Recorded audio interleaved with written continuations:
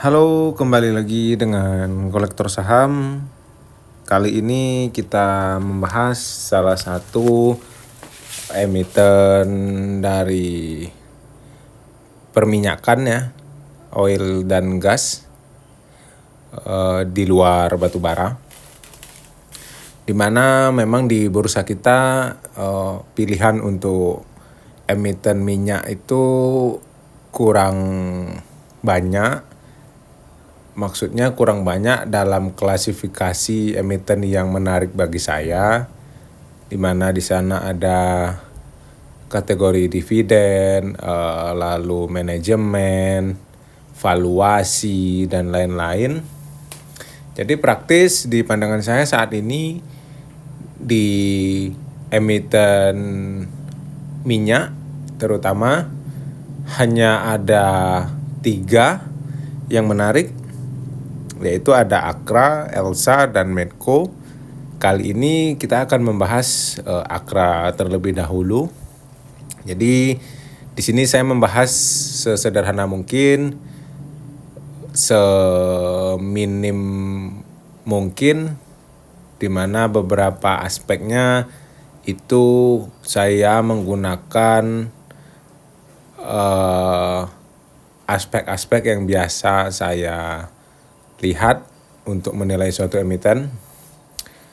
Oke, mulai dari profil. Akra adalah perusahaan swasta yang bergerak di bidang infrastruktur logistik, perdagangan dan distribusi bahan kimia dasar, BBM dan pertambangan, termasuk perdagangan batu bara ya. Jadi sebagian besar produksi dari pabrikan perusahaan diekspor ke pelanggan, sebagian besar berbasis di Jepang dan Eropa. Kegiatan usaha terkait dengan BBM yaitu distribusi, mirip dengan Elsa ya.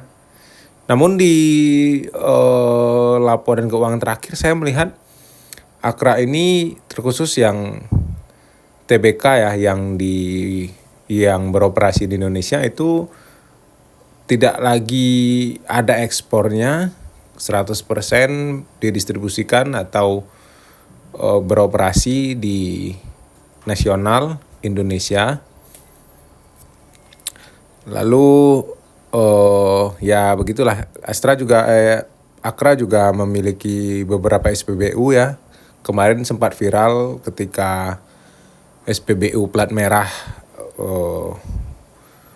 ada masalah, Akra dan Shell langsung mendapatkan promosi gratis, langsung dikenal oleh masyarakat luas.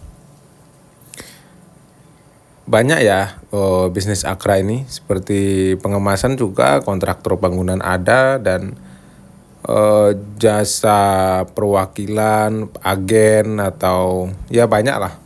Namun bisnis utamanya itu mirip seperti Elsa. Namun Elsa kan memang 100% distribusi ya, distributor. Kalau Akra juga ada produksi. Oke, lanjut. Ya seperti yang kita bahas tadi, mayoritas pendapatan Akra itu dari trading, jual beli ya, dan distribusi BBM. Lalu ada yang lain-lain seperti logistik, manufaktur, dan industrial estate. Itu memiliki porsi yang kecil-kecil semuanya. Yang pertama langsung kita masuk ke dalam harga. Saat ini Akra dihargai terakhir tadi sekitar 1030 kalau nggak salah ya. Dimana itu adalah sekitar hampir 10% meningkat dalam seminggu terakhir. Karena kemarin ada gejolak ya saat awal minggu kemarin.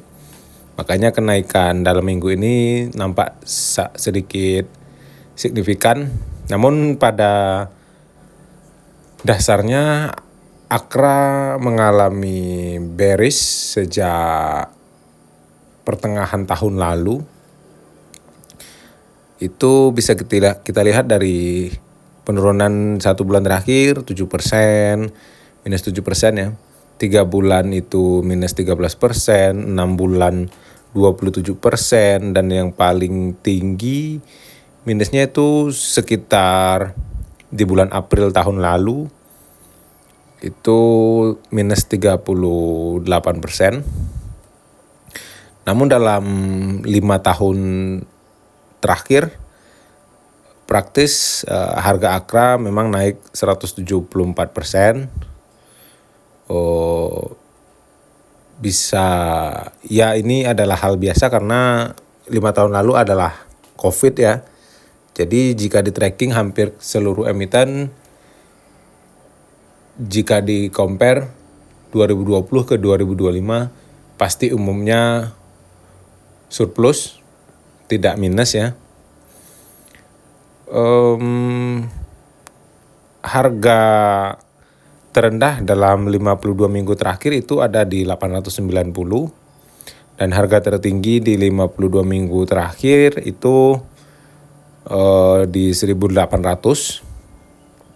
Jadi bisa dikatakan harga saat ini sedikit di bawah harga tengah-tengah ya. Nanti kita akan bahas lebih detail. Selanjutnya kita masuk ke dalam valuasi. Akra saat ini khususnya di harga hari ini itu berada di sekitar devaluasi minus 1 ya. Itu di 1,6. Ini PBV ya, dimana PBV sedikit atau masih di atas dari COVID, dimana COVID PBV Akra itu di 0,6. Lalu dari sisi PER dalam 10 tahun terakhir, PER saat ini sangat menarik karena setara dengan COVID dan setara dengan mini krisis di 2018, yaitu di bawah 10% ya. Tepatnya di 8 kali. Sangat menarik dari sisi PER. Juga posisi ini di bawah standar deviasi minus 1. Itu 11 kali. Cukup menarik untuk dari sisi PER. Lalu dari profitabilitas, hari ini Akra belum update laporan keuangan kuartal 1 2025, namun kuartal 4 2024-nya sudah ya. Mungkin kuartal 1-nya akhir bulan ini juga akan update. Nanti kita juga akan bahas sedikit. Di mana ada kenaikan tipis dari kuartal 3 ke kuartal 4 dari sisi margin bersih. Dan pendapatannya relatif stabil dari 2024, setara di Q1, Q3, dan Q4. Hanya di Q2 yang mengalami sedikit penurunan. Namun secara keseluruhan 2024 memang pendapatan lebih rendah dari 2023.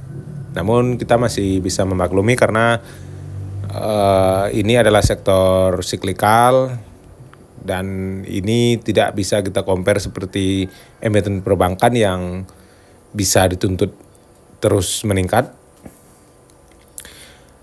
Lalu dari sisi profitabilitas yang lain, datanya ada ROA-nya saat ini Akra ada di 6,72%.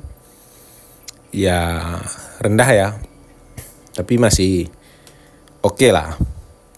Karena memang beban di penurunan harga minyak dan gas dalam 1,5 tahun terakhir lumayan berat.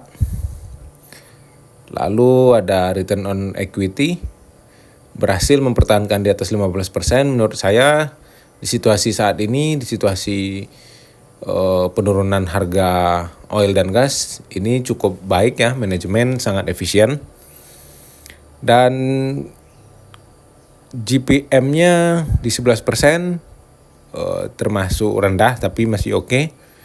OPM-nya juga ini menurut saya rendah. Dan yang bikin sedikit kecewa memang di NPM, net profit marginnya 7,4%, cukup rendah. Dimana saya kalau di sektor siklikal karena sangat volatile, saya menuntut sebuah emiten itu berada di atas 12 sampai di atas 15% ya minimal. Dimana jika kita lihat emiten batubara itu paling tidak 25-30% NPM-nya. Bahkan di perbankan juga khususnya BUMN itu 25% itu termasuk rendah ya. Karena mereka memang NPM-nya sangat tinggi-tinggi. Oke, lanjut. Dari sisi lembar sahamnya, per lembar sahamnya termasuk IPS. Saat ini IPS yang dimiliki Akra itu 110. Lalu revenue-nya per lembar itu 1.900-an. Dan uang per atau cash per share-nya per lembar itu 267. Kita bandingkan dengan harga saat ini sekitar 1.000, berarti cash yang dipegang Akra itu cash bebasnya sekitar 26%, cukup standar, tapi masih oke. Lalu book value sekarang di 576, berarti di harga saat ini PBV-nya seperti yang kita lihat tadi masih lumayan tinggi, di hampir 2 kali ya, 18 kalau nggak salah berarti ini kan. Oke, lanjut. Dari sisi pertumbuhan Akra, revenue quarter year on year-nya minus, dimana kita tadi sempat singgung bahwa perusahaan ini sedang menghadapi tekanan harga jual yang terus menurun. Bahkan saat ini $60 harga oil itu sangat berat bagi emiten-emiten di sektor ini. Ya bisa kita lihat semuanya, hampir semuanya itu memang semuanya ya minus. Yang paling parah itu penurunan net income-nya itu sampai di hampir 30%. EPS juga rata-rata 20%-an penurunannya. Tapi ini masih bisa kita telaah atau masih bisa kita toleransi karena memang beban tersebut sudah sangat atau sudah begitu diusahakan oleh manajemen. Sampai pada titik ini manajemen sudah sangat bekerja sangat keras. Karena jika manajemen kurang cermat atau kurang tangkas, bisa saja penurunan ini sampai ke 50%. Karena penurunan harga jual sama-sama kita tahu penurunannya sangat ekstrim. Bahkan lebih panjang penurunannya dibanding penurunan harga batubara yang kemarin. Memang batubara sekali turun kemarin langsung curam, namun minyak penurunannya terus sampai beberapa tahun begitu ya. Jadi cukup berat, kita tahu. Lalu pertumbuhan dari IPS yang kita bahas tadi, di mana sekitar 20%-an ya. Saat ini IPS memang secara tahunan 2024 belum bagi dividen ya. Ini 110 menurun dari 2023 yang 138 dan masih lebih rendah dibanding 2022. Namun 2 kali lipatnya dari 2021. Tapi ini tidak fair karena 2021 memang masih dalam pemulihan pasca Covid ya. Jadi kita bisa meng-compare paling dari 2022, 2023. 110 masih bisa kita terima lah karena memang di beberapa kuartal atau bahkan di keseluruhan kuartalnya memang tahun ini lebih rendah dibanding 2023. Namun di beberapa kuartal jika di compare dengan 2022 ada yang meningkat seperti kuartal 1 ya. Kuartal 1 itu dibanding 2022 itu lebih tinggi. 2024-nya Rp29. Kuartal 2-nya memang menurun, kuartal 3-nya menurun, kuartal 4-nya menurun. Lanjut dari sisi dividen, Akra memang emiten ini rutin membagikan 2 kali dalam 1 tahun. Di kisaran bulan Mei itu interim dan finalnya biasanya ini sama ya jumlahnya sekitar Rp50. Mei, Agustus atau Mei, November begitu ya, pertengahan dan akhir tahun lah. Oke, sejauh beberapa atau 3 tahun terakhir memang rutin, sangat rutin, tidak pernah bolong. Oke, lanjut. Ini dia sedikit yang menjadi pertimbangan ya bagi saya. Kalau dari sisi rutin memang rutin, kita akui dan sama-sama kita lihat. Namun dari konsistensi yang dibagikan, Akra ini cukup bikin kita bingung untuk menentukan momen terbaik untuk masuknya. Karena seperti yang kita lihat, interim dan finalnya itu sering sama ya 50-50 dan di harga yang berbeda padahal, jadi payout rasionya itu bisa kecil bisa besar ya, sama seperti kasus INKP dan Tekim, terus-terusan Rp50 walaupun harganya turun ke 2.000, turun naik ke 18.000, dia baginya tetap 50. Jadi yield dan DPR-nya tidak bisa kita prediksi. Itu salah satu kekurangan dari Akra. Di mana terakhir payout rasionya sangat menggiurkan di angka 90% dengan dividen yield yang dihasilkan di atas 9% ya, hampir 9,5%. Itu Rp100 untuk tahun buku 2023. Harga saat itu di 1.200 atau 1.100 begitu ya.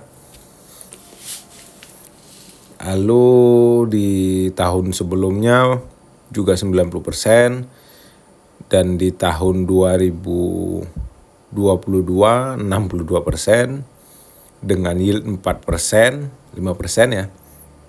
Nah, itu yang saya maksud tadi, kadang 60, kadang 15%, ada yang 25% juga DPR-nya.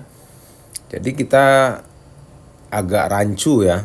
Tidak seperti semisal itu BBRI kan di kisaran 80 sampai 85% dari laba usaha, atau seperti Astra yang dulu konsepnya memang setiap tahun membagikan 40% dan 60% sebagai modal kerja. Jadi walaupun kecil pun kita masih ada pedoman untuk gambaran tahun berikutnya ya. Itu yaitu 40% misalkan kalau Astra. Jadi kalau sering berubah seperti ini kita juga terkendala ya. Jadi kita bisa menebak hanya dari mungkin menggunakan metode konservatif, metode pesimis ataupun optimis juga. Bingung ya. Lanjut, estimasi untuk pencapaian di Q1, laporan keuangan yang akan dirilis beberapa hari lagi. Estimasi ada di Rp26 di mana itu menurun ya, diprediksi menurun dari Q1 2024 yaitu 29 ya. Jadi diprediksi di angka Rp26. Namun seperti sebelumnya di Q4 itu perolehannya berhasil di atas target. Semoga di Q1 2025 ini juga demikian, mampu melebihi ekspektasi, semisal di Rp35 atau berapa gitu ya. Itu akan sangat memberikan efek positif dan tentunya akan memberikan dampak terhadap kenaikan harga. Namun jika sebaliknya berada di bawah ekspektasi yang sudah rendah seperti ini, tentu penurunan harga tidak bisa kita hindarkan. Lalu dari tahunannya, tadi kuartal ya, 2025 secara keseluruhan diprediksi lebih tinggi sedikit dibanding 2024. Total EPS di 2024 yaitu 110. 2025 ini full year-nya diprediksi mencapai di Rp123. Semoga tercapai, bahkan semoga harusnya melebihi ya. Itu bahkan lebih baik.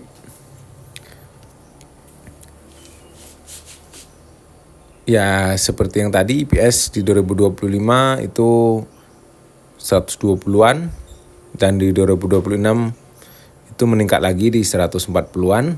Semoga prediksi ini memang sesuai karena ini memang sudah dihitung oleh analis menggunakan beberapa aspek yang mempengaruhi ya, mulai dari harga komoditasnya, manajemennya dan lain-lain. Karena itu sudah pekerjaannya ya, itu lebih mereka yang lebih tahu. Lalu berarti udah sampai di penilaian ya. Jadi coba kita balik dulu. Jadi menurut saya ya di harga sekarang itu jika memang 2 tahun ke depan ada peningkatan yang lumayan signifikan ya, hampir 50%, 40%-an. Mungkin harga saat ini akan menarik dan juga kesempatan ini mungkin tidak akan datang 2 kali. Namun kita tidak bisa menelan mentah-mentah karena ini hanya sebatas prediksi ya. Belum tentu terjadi, bahkan bisa terjadi hal yang lebih buruk. Maksudnya bisa saja di bawah prediksi pencapaiannya. Dari sisi valuasi kita memberi nilai B karena dengan kondisi yang saat ini valuasi masih PBV di atas 1,3 itu atau 1,5 bahkan itu kurang bagus ya. Namun di balik itu pairnya sangat menarik, makanya kita tidak bisa memberi A dan kita juga tidak bisa memberi C dari sisi valuasi. Jadi di tengah-tengah ya, 50-50. Ada sisi menarik dan ada sisi kurang menariknya. Lalu dari sisi profitabilitas, karena memang penurunan kinerja ini disebabkan oleh harga komoditasnya, jadi kita memaklumi dan kita juga mengapresiasi kinerja manajemen untuk terus melakukan efisiensi supaya penurunan kinerja tidak begitu curam. Jadi kita juga memberikan nilai B di profitabilitas karena akan tidak adil jika kita memberi C karena manajemen sudah sangat bekerja keras sampai bisa meminimalisir kejatuhan kinerjanya. Lalu dari sisi growth, kalau growth memang kita tidak bisa mengandalkannya di saham-saham komoditas seperti ini ya, karena memang pasti sangat volatile. Bahkan jika ditarik panjang, misal dalam 10 tahun sebuah emiten misal batubara ya, bisa saja harganya masih sama atau di situ-situ aja sideway besar.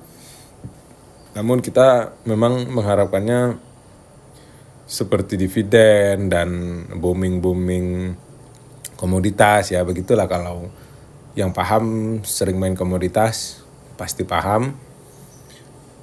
Tidak ada kestabilan di sektor ini, tidak seperti sektor keuangan atau bahkan sektor consumer goods.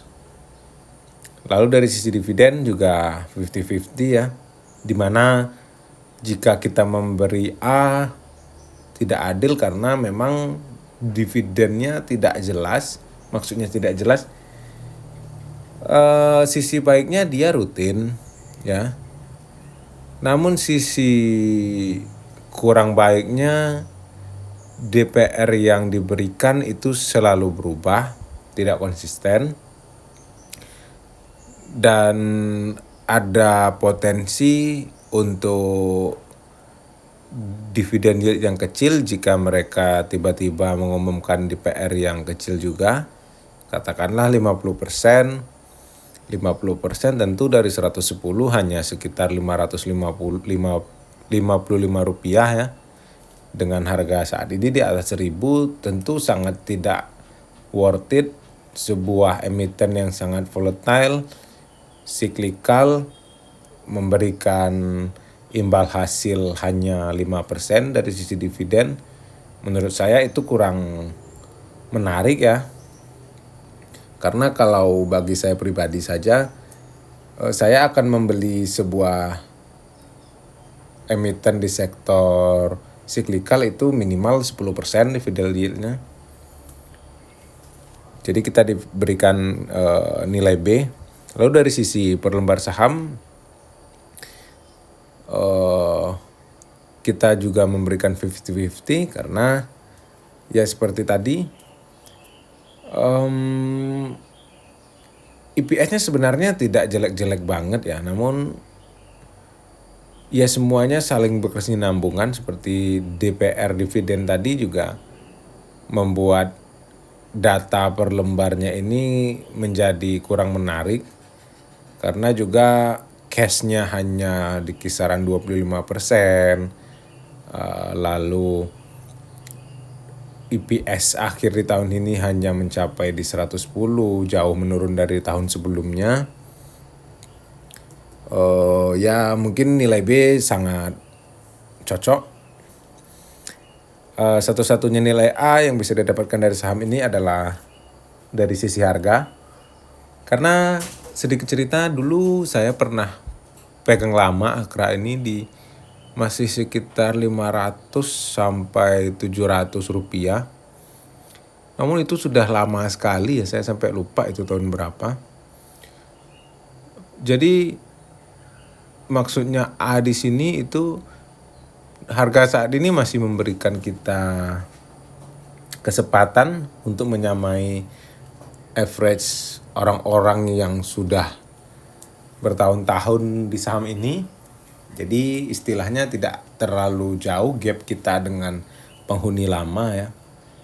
Jadi itulah salah satu yang membuat saya berani memberikan nilai A dari sisi price. Oke, lanjut. Kesimpulannya EPS 110, di mana di sini kita memberikan 3 kemungkinan dari sisi PER ratio dan total dividennya nanti ya. Di mana jika PER rasionya 55%, itu mungkin kita hanya akan mendapatkan yield sekitar 6-7%. Jika kita membeli di harga saat ini yaitu 1000. Namun jika manajemen kembali berbahagia dan tiba-tiba memutuskan membagikan 90% DPR, kita akan bisa mendapatkan yield sampai 9%. Nah, itulah yang membuat saham ini kurang begitulah stabil atau menarik full ya, jadi menariknya setengah-setengah gitu. Jadi best price menurut saya di saham ini ada di range di bawah 1000, tepatnya mulai cicil di 800-an. Jadi jika nanti mendapatkan average di pas 800 itu akan sangat menarik karena kita akan memiliki upside sekitar di atas 30%, di mana target price-nya sekitar 1200 dalam 1 atau 2 tahun ke depan. Di mana itu cukup lumayan bagus ya risk and reward-nya.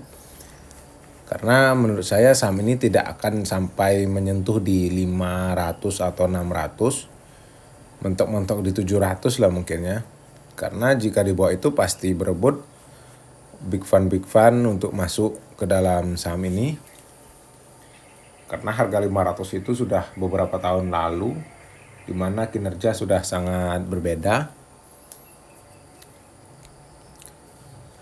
Secara keseluruhan, skor yang bisa kita berikan terhadap Akra itu 75 nilainya ya. Dan bintangnya mungkin hanya bintang 3 karena sebenarnya emiten ini tidak begitulah menarik ya. Namun pilihan lain tidak ada, di mana jikapun kinerja Akra dan Elsa itu sama persis misalnya, namun saya mungkin akan memilih Akra karena Akra adalah perusahaan swasta. Saya bukan anti BUMN ya, namun ada beberapa BUMN yang saya agak pesimis melihatnya dan menjadi kurang menarik di mata saya, termasuk BUMN yang di komoditas. Jadi saya mungkin akan memilih swasta karena walaupun kalah dari sisi monopoli, manajemen bisa kita pegang karena manajemen adalah dari orang umum, tidak ada bau politik dan lain-lain. Jadi nilai 75 ini dan bintang 3 menurut saya Akra akan menarik jika menyentuh di harga 800 seperti yang tadi kita bahas ya. Dan saya juga saat ini jujur belum punya barang.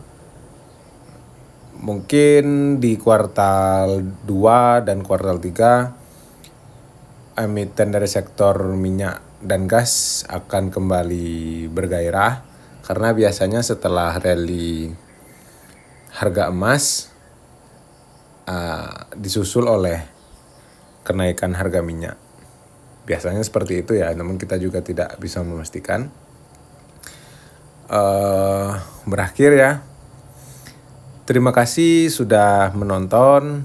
Semoga dapat membantu teman-teman untuk mengambil keputusan.